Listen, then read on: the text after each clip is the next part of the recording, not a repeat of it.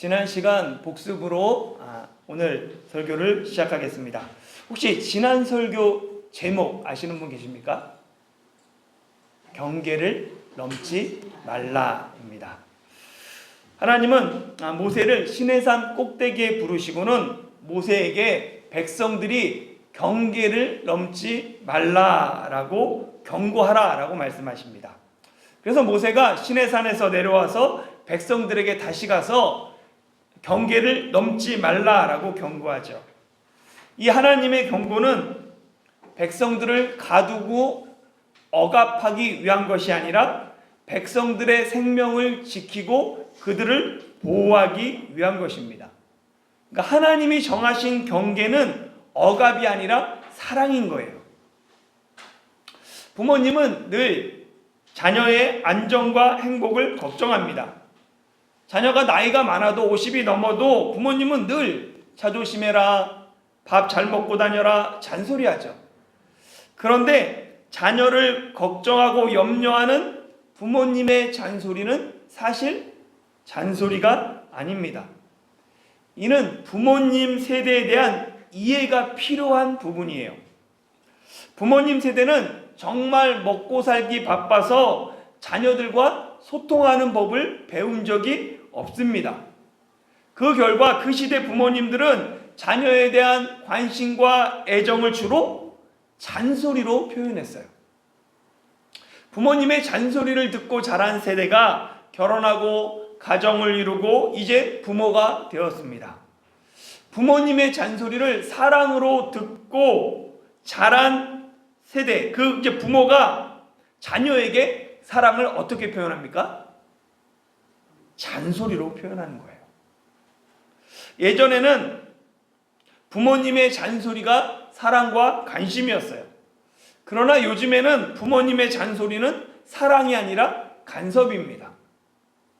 잔소리가 관심의 표시가 아니라 대표적인 꼰대의 특징이 되었어요. 우리는 지난 12월 3일 밤에 갑작스러운 계엄 상태를 통해 지도자가 자기의 권한 밖에 법의 테두리 안에서 그 권한을 바르게 사용하지 않으면 나라가 얼마나 큰 혼란에 빠질 수 있는지를 경험하고 있습니다. 다행히 어제 대통령 탄핵안이 가결되어 대통령의 직무가 정지되면서 일단 더 큰 혼란은 막았습니다. 아니 어쩌면 더 큰 혼란이 될 수도 있죠. 탄핵 이후로도 관심을 가지고 나라를 위해 기도하며 하나님의 뜻을 구해야 합니다. 아담과 하와의 후예인 우리는 내면 깊은 곳에서 틈만 나면 하나님이 정하신 그 경계를 시험해 보려는 욕망이 꿈틀거려요. 아담과 하와가 하나님이 금하신 선악과를 먹었던 것처럼 우리도 틈만 나면 그 하나님이 정하신 경계를 넘어가려고 합니다. 예수님을 믿는 우리도 내 속에서 성령을 따르고자 하는 마음과 죄의 법을 따르고자 하는 마음이 늘 충동합니다. 성령 충만할 때는 선을 행하고자 하는 마음이 나를 지배해요. 그러나 조금이라도 틈을 보이면 죄의 법을 따르는 마음이 나를 지배합니다. 성령 충만한 사람은 죄의 법이 내 속사람을 충동할 때 죄의 법이 아닌 성령의 법을 따릅니다. 그러나 성령 충만하지 못한 사람은 죄의 법이 내 속에서 나를 충동할 때 선이 아닌 악을 선택합니다. 순간의 유혹을 이기지 못하고 죄의 법을 따른 사람의 마지막은 언제나 파멸입니다. 물론 때에 따라서는 악이 잠깐 승리하는 것처럼 보일 수 있습니다. 그러나 악의 끝에는 언제나 하나님의 심판이 기다리고 있습니다. 노자는 도덕경에서 천망회회 소이불루라는 유명한 말을 했어요. 이는 하늘에 있는 그물은 크고 엉성해 보이지만 결코 그 그물에서 빠져나갈 수 없다라는 뜻입니다. 인간의 짧은 눈으로 보면 악인이 악을 행하고도 잘 먹고 잘 사는 것처럼 보여요. 그러나 하나님의 눈으로 보면, 역사의 시선으로 보면 악을 행한 사람은 반드시 천벌을 받습니다. 죄의 법은 사망뿐입니다. 하나님이 금하신 경계를 넘은 사람은 누구든지 반드시 죽임을 당합니다. 경계를 넘은 사람은 어떤 이유로도 멸망을 피할 수 없습니다. 그것이 바로 대통령 탄핵으로 나타난 거죠. 모세의 사명은 하나님의 말씀을 가감없이 전하는 것입니다. 모세는 백성이 하나님이 정하신 경계를 넘었다가 목숨을 잃지 않도록 백성에게 하나님의 경고를 전합니다. 그런데 만약에 백성이 모세의 경고를 무시하고 하나님이 정하신 경계를 넘어서 시내산에 올랐다가 죽으면 그 죽음의 책임이 누구에게 있습니까? 하나님의 말씀을 가볍게 여긴 그 죽은 백성에게 있어요. 그러나 반대로 만약 모세가 하나님의 말씀을 가볍게 여기고 백성에게 제대로 하나님의 경고를 전하지 않았다면, 그래서 백성이 경계를 넘었다가 생명을 잃었다면 그 책임은 누구에게 있습니까? 하나님은 그 죽음의 책임을 모세에게서 찾으십니다. 에스겔 33장 7절에서 9절에 보면 이렇게 기록되어 있어요. 인자야, 내가 너를 이스라엘 족속의 파수꾼으로 삼음이 이와 같으리니 그런즉 너는 내 입의 말을 듣고 너를 대신하여 그들에게 경고할지어다. 가령 내가 악인에게 이르기를 악인아 너는 반드시 죽으리라 하였다 하자. 내가 그 악인에게 말로 경고하여 그의 길에서 떠나게 하지 아니하면 그 악인은 자기 죄악으로 말미암아 죽으려니와 내가 그의 피를 내 손에서 찾으리라. 그러나 너는 악인에게 경고하여 돌이켜 그의 길에서 떠나라고 하되 그가 돌이켜 그의 길에서 떠나지 아니하면 그는 자기 죄악으로 말미암아 죽으려니와 너는 내 생명을 보전하리라. 아멘. 공동체를 말씀으로 가르쳐야 할 책임이 지도자에게 있습니다. 오늘날 한국 교회는 교회가 대형화되고 기독교가 세상에 힘을 행사하면서 교회 지도자의 역할이 광야에서 진리를 외치는 선지자의 역할보다는 교회 안에서 목양하는 제사장의 역할이 더 큰 비중을 둡니다. 언제부턴가 목회자도 교회 안에서 사회의 정의와 평화의 목소리를 내는 것이 조심스럽습니다. 오늘날 대형교회 목회자는 마치 신약시대 예루살렘 성전에서 부와 권세와 명예를 누리던 제사장 집단과 비슷해지고 있습니다. 성전 밖 사람들이 아무리 어려운 일을 당해도 성전 안에서 제사의 직무만 감당하면 목회자의 사명을 다한 것으로 착각합니다. 사실 교회 안에서 제사장의 직무를 감당하는 것 옳은 일이죠. 잘못한 것이 아닙니다. 제사장이 성전 제사를 뒤로하고 광장에 나가 소리 지르는 것 올바른 것이 아니기 때문입니다. 목회자가 교회 안에서 균형 있게 선지자의 역할과 제사장의 역할을 감당하는 것이 쉽지 않습니다. 이는 목회자 개인의 부르심과도 관련이 있고 교회를 구성하고 있는 이 구성원들의 신앙 강조점과도 관련이 있습니다. 교회 안에는 다양한 의견이 있어요. 구원론만 해도 구원의 강조점을 개인에게 두느냐 아니면 사회에 두느냐에 따라 구원론이 달라집니다. 하나님의 사랑과 하나님의 공의를 어느 쪽을 강조하느냐 중시하느냐에 따라 교회의 분위기가 달라져요. 이렇게 신앙 문제만 해도 강조점에 따라 의견이 달라지는데 사회, 정치, 경제, 문화, 교육 등 다양한 영역에서 다양한 의견을 가진 사람들이 교회 안에 존재합니다. 그렇게 교회는 서로의 다름을 비난하지 말고 누구나 자유롭게 자신의 의견을 나눌 수 있어야 합니다. 교회가 사회의 갈등과 분열의 온상이 아니라 갈등을 해결하며 화합하는 평화의 공간이 되어야 합니다.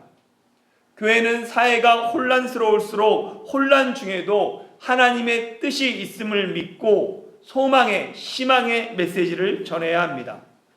나라의 위기 상황에서도 교회는 하나님의 위로와 평안을 전하며 하나님의 사랑과 정의를 실천하는 성숙한 공동체로 세워가야 합니다.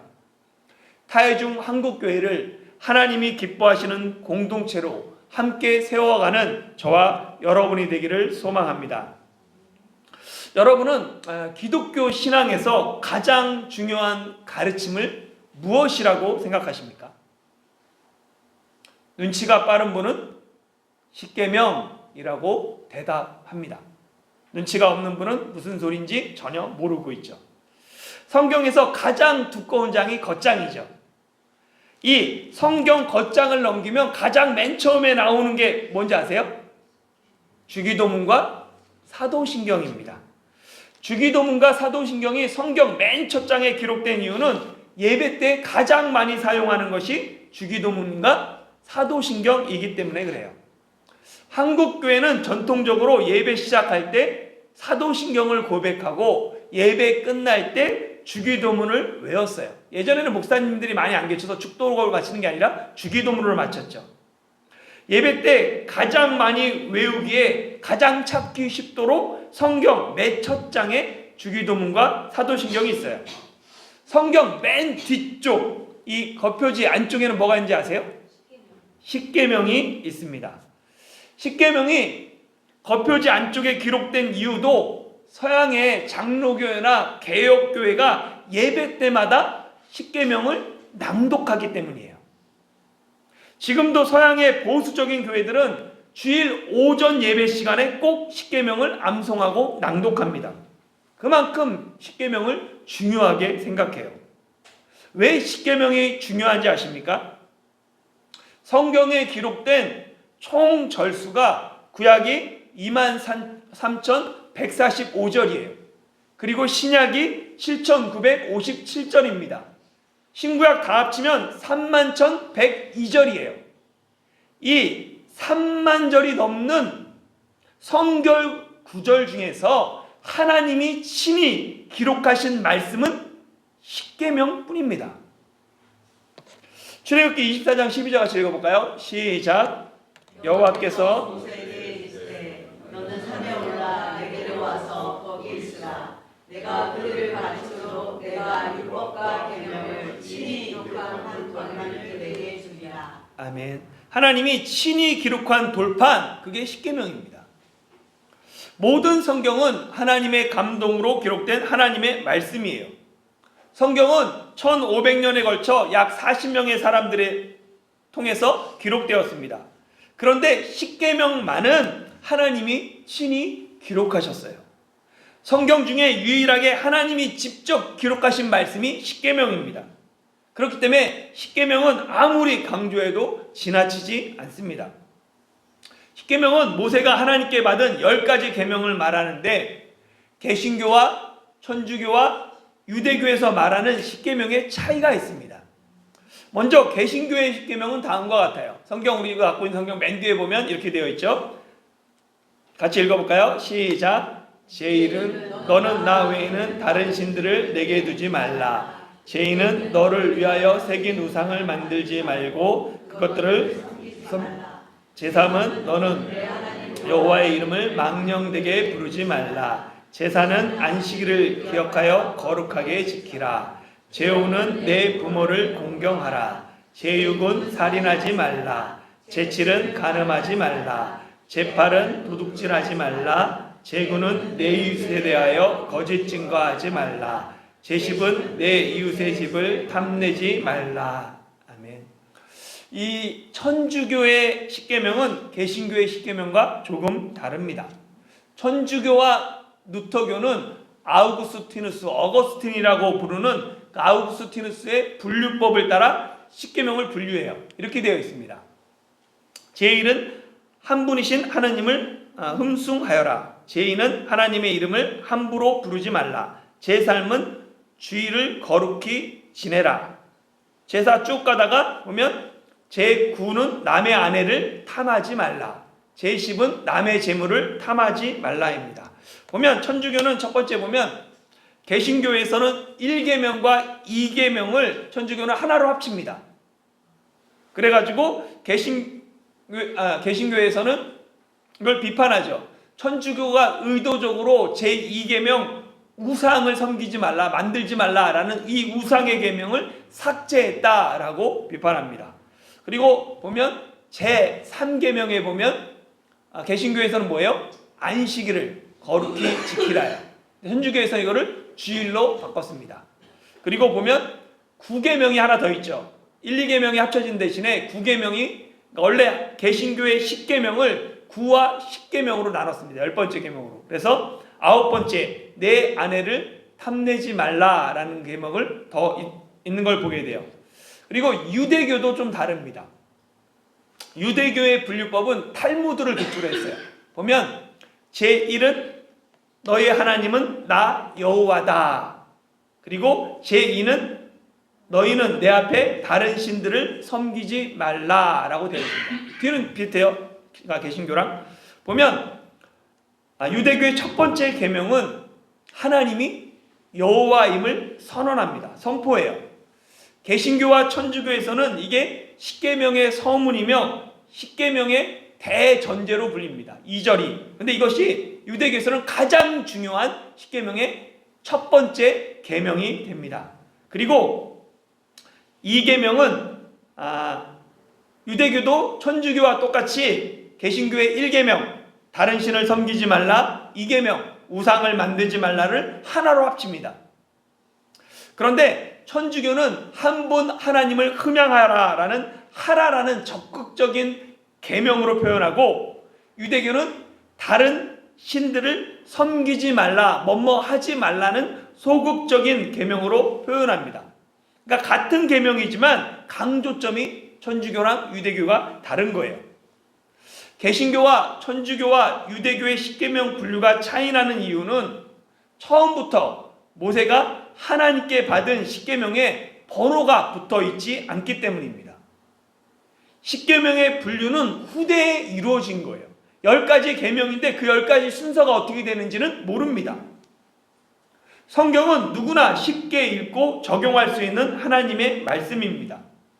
그러나 같은 10계명이라도 어떻게 분류하느냐에 따라 개신교와 천주교와 유대교가 차이나는 것처럼 성경을 바르게 해석하고 적용하기 위해서는 목회자라도 끊임없이 공부하고 연구해야 합니다. 그렇지 않으면 진리를 바르게 전달할 수 없습니다. 10계명으로 대표되는 율법의 용례는 크게 3가지예요. 첫 번째는 신학적 용법입니다. 율법의 신학적 용법은 죄를 판단하고 결정하는 정죄, 띵죄의 용법이에요. 율법은 하나님의 의를 보여줌으로 인간의 불의를 드러냅니다. 이 점에서 율법은 인간의 죄를 비추는 거울의 역할을 합니다. 인간은 율법을 통해 비로소 내 자신, 진정한 나의 모습을 보게 돼요.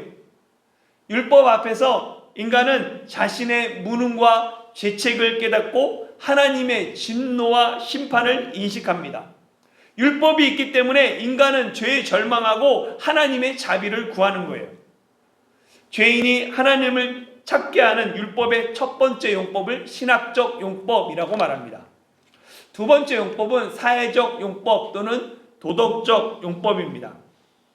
깔뱅은 율법의 신학적 용법을 거울에 비유하고 율법의 사회적 용법을 곱비에 비유합니다.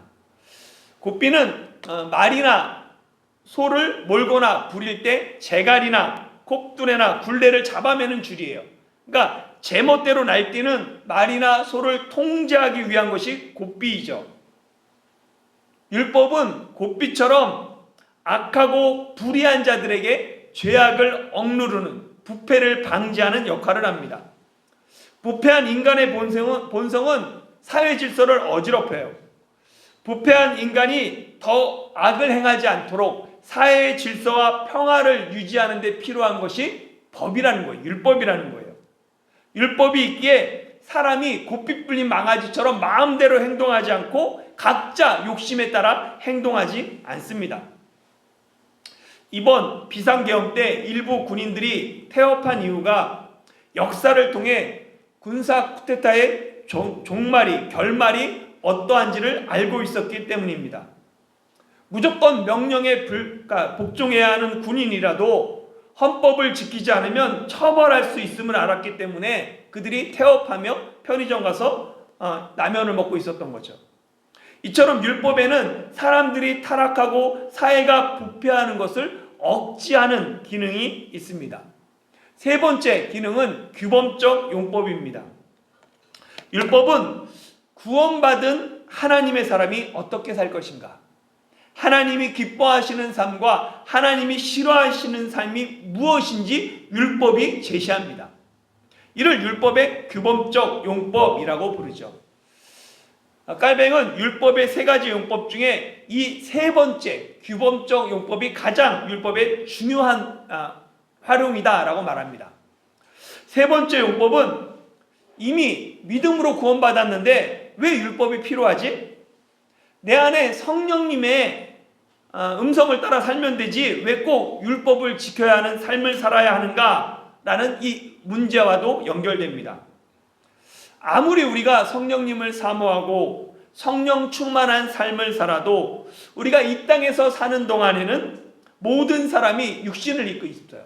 이 육신의 나태에서 벗어날 수 없습니다. 우리가 믿음의 경주를 완주하기 위해서는 이 나태한 육신을 깨우는 채찍과 같은 율법이 필요하다는 거예요. 그래서 깔뱅은 이 규범적 용법을 채찍에 비유합니다. 인생의 등불과 같은 역할을 하며 성화의 길잡이가 되는 율법의 세 번째 용법이 규범적 용법입니다. 하이델베르크 요리문답 2문은 하나님의 위로 가운데 복된 인생으로 살고 죽기 위해서 당신이 무엇을 알아야 합니까? 라고 질문합니다. 이에 대한 대답이 다음의 세 부분을 알아야 합니다. 첫째, 나의 죄의 비참함이 얼마나 큰가. 둘째, 나의 모든 죄와 비참함으로부터 어떻게 구원을 받는가. 셋째, 그러한 구원을 주신 하나님께 어떻게 감사를 드려야 하는가를 알아야 한다라고 대답해요. 어떻게 구원을 받을 수 있는가 하는 질문에 하이델베르크 요리문답은 사도신경을 제시합니다. 이렇게 구원받을 수 있다 하고 사도신경을 제시해요. 구원을 주신 하나님께 그러면 어떻게 감사해야 합니까? 라는 이 질문에 요리문답은 십계명을 제시합니다. 십계명은 구원받은 하나님의 백성이 어떻게 살아야 하는지에 대한 최소한의 길잡이입니다. 그래서 제가 생각할 때 십계명에서 제일 중요한 구절은 십계명의 서문이며 대전제인 출애굽기 20장 1절과 2절입니다. 같이 읽겠습니다. 시작. 이 모든 말씀으로 말씀하여 이르시되 나는 너를 애굽 땅 종되었던 집에서 인도하여 낸 내 하나님 여호와니라. 아멘. 많은 사람이 하나님이 먼저 율법을 주셨다가 율법이 실패하니까 복음을 주셨다고 오해합니다. 그러나 율법을 대표하는 십계명이 있기 전에 먼저 복음이 있었습니다. 이스라엘 백성이 하나님께 계명을 받기 전에 먼저 하나님이 이스라엘 백성을 이집트 땅 종되었던 집에서 구원하는 구원의 은혜가 먼저 있었습니다. 하나님의 은혜가 율법보다 먼저입니다. 나는 너를 애굽 땅 종되었던 집에서 인도하여 낸 내 하나님 여호와니라. 이 2절 말씀이 모든 십계명을 해석하는 열쇠입니다. 왜? 너는 나 외에는 다른 신을 두지 말아야 합니까? 하나님이 나를 구원하신 여호와이시기 때문입니다. 왜 너를 위하여 새긴 우상을 만들지 말고 그것들을 섬기지 말아야 합니까? 하나님이 나를 구원하신 여호와이시기 때문입니다. 왜 안식일을 기억하여 거룩히 지키며 내 부모를 공경하며 왜 살인하지 말며 내 이웃의 집을 탐하지 말아야 합니까? 나를 구원하신 분이 여호와 하나님이시기 때문입니다. 이스라엘 자손은 오랜 세월 이집트의 종으로 파라오의 백성으로 살았습니다. 종에게 기쁜 소식, 복음이 무엇입니까? 종에게 복음은 종의 신분에서 해방되는 거죠. 자유를 얻는 것입니다. 하나님이 이스라엘 자손을 종에서 해방하시고 그들을 구원하셨습니다. 십계명은 하나님과 이스라엘 자손의 관계 속에서 설명해야 하고 해석되어야 합니다. 십계명을 명하시는 여호와 하나님은 이스라엘의 구원자요 인도자십니다.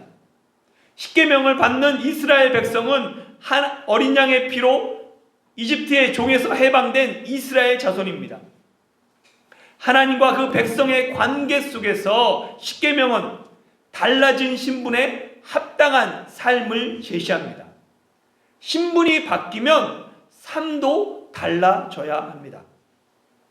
신데렐라는 계모와 의붓 언니들에게 미움을 받으면서 집안에서 굳은 일을 하면서 부엌대기로 살았죠. 그런 신데렐라가 한순간에 왕자의 선택을 받아 왕자비가 됩니다. 그리고 동화는 신데렐라가 백마탄 왕자님과 결혼해서 행복하게 살았다라고 끝을 맺습니다. 그런데 신데렐라가 부엌대기에서 하루아침에 왕자비가 되었을 때 정말 그녀는 행복했을까요? 신데렐라는 이름에 여러 뜻이 있는데 그 중에 하나가 재를 뜻하는 신더와 멋머라는 사람의 엘라의 합성어다라고 주장하는 사람들이 있어요. 그래서 디즈니 실사 영화에 보면 주인공의 이름이 엘라입니다. 그런데 엘라가 집에서 굴뚝 청소하고 아궁이 청소하고 밥하고 빨래하고 집안일을 도맡아 하다 보니까 항상 재를 뒤집어 쓰고 있어요. 그래서 영화에서 그녀를 놀리는 말이 재투성이 엘라라를 뜻하는 신데렐라입니다. 항상 재를 뒤집어 쓰고 굳은 일을 도맡아 하는 신데렐라가 왕자비가 되어서도 변함없이 재투성이의 삶을 살았다면 그녀의 결혼 생활은 결코 행복하지 않았을 것입니다. 신데렐라가 왕자와 결혼해서 행복한 삶을 살았다라는 이 동화의 결론은 신데렐라가 왕궁에서 왕자비의 신분에 걸맞은 삶을 살았다라는 것을 전제로 합니다.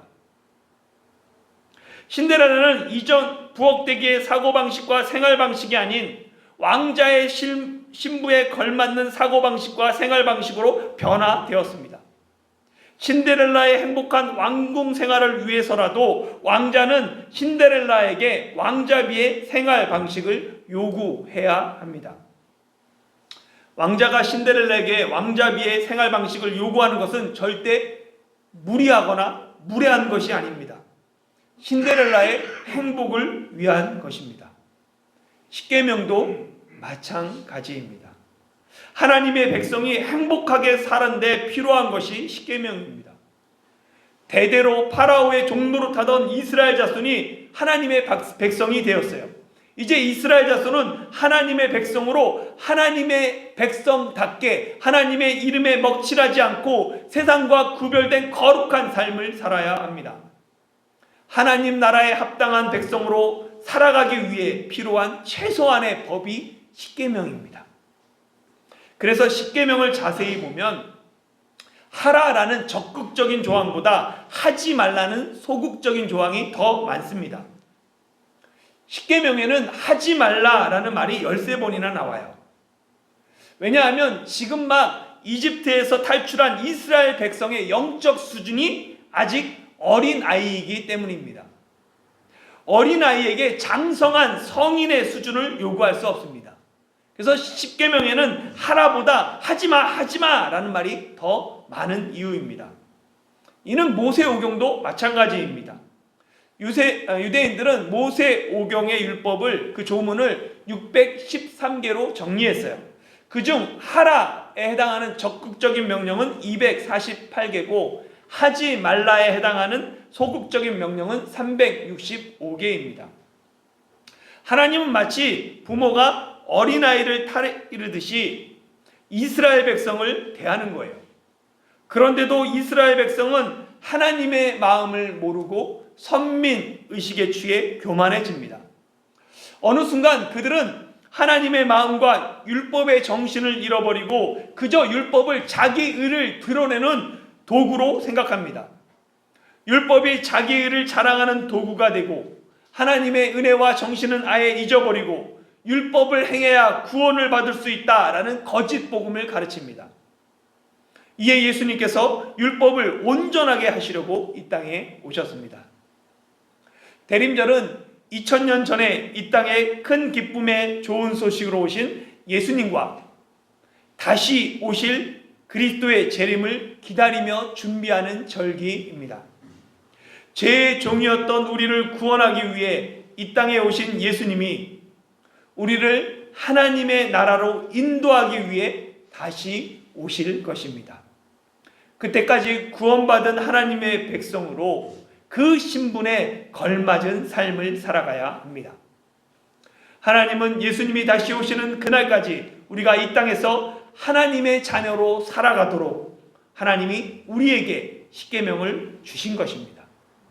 십계명은 무거운 짐이 아니라 하나님이 자녀에게 하나님 나라에서 행복한 삶을 살도록 주신 선물입니다. 사랑하는 성도 여러분, 복음은 언제나 하나님의 은혜가 먼저입니다. 우리가 십계명을 지키고 율법을 지키면 하나님의 백성이 되는 것이 아닙니다. 십계명은 구원받은 백성이 하나님의 백성답게 살도록 하나님이 은혜로 주신 것입니다. 십계명도 율법도 하나님이 먼저 베푸신 은혜에 대한 인간의 응답입니다. 나라의 법이 필요하듯이 하나님의 백성에게는 하나님의 법이 필요합니다. 앞으로 계속될 십계명 설교를 통해 십계명의 정신과 그 속에 담긴 하나님의 사랑을 깨닫고 각자의 삶 속에서 하나님 사랑과 이웃 사랑을 실천하는 저와 여러분이 되시길 예수님의 이름으로 축원합니다.